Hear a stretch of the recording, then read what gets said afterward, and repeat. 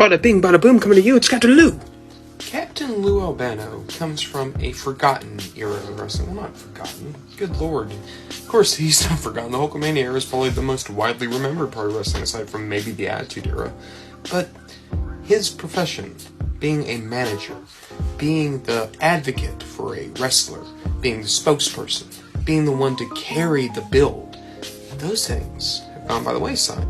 How many managers are there in WWE right now? Heyman and MVP? Are those the only two, basically? Those are the only two on the main roster that have any type of, true exposure in that role. And then AEW, they have a few more managers, but still not many. You go back and you see the Golden Age, and you realize the manager was often more important than the wrestler they were managing. They were the big bad. They were the top heel. They just had people who would operate on their behalf. Bobby the Brain Heenan, Jim Cornette, Jimmy Hart, Captain Lou. Managers were integral, and now they're a side dish. It's kind of devastating. From Jakks Classic Superstars, the Jakks Pacific toy line that has really pioneered the idea of the nostalgia wrestling toy line with only legends making up the roster, this is their take on Captain Lou Albano, best known for his work in the WWF, as well as the rock and wrestling connection.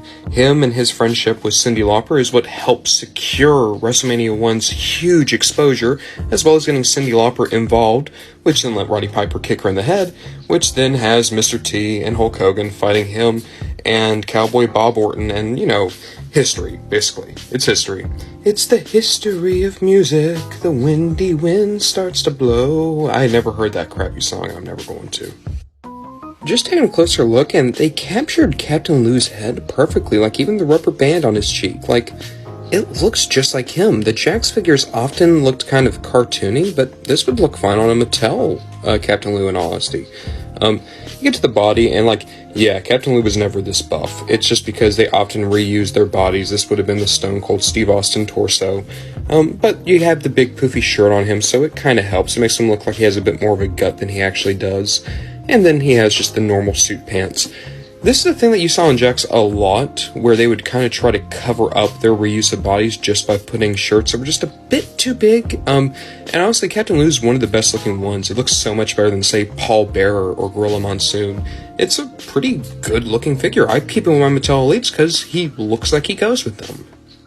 Now I just need to get him a Mario hat so he can tell me that when you do drugs, you go to hell before you die. Still my favorite PSA of all time.